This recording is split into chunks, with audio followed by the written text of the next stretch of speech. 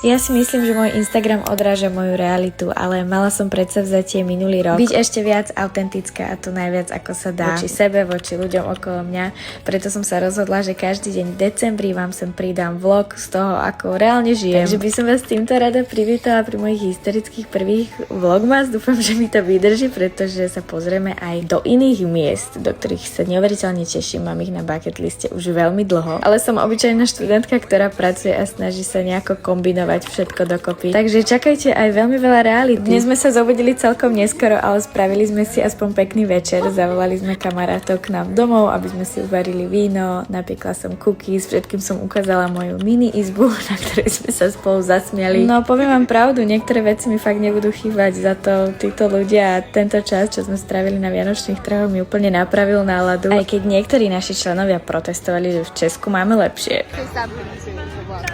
Tere kõigile! Hello to everyone that's watching Emma. Do you know that Emma means mother in Estonian? A čo znamená vaše meno? Napíšte mi do komentáru. Vidíme sa zajtra. Čaute.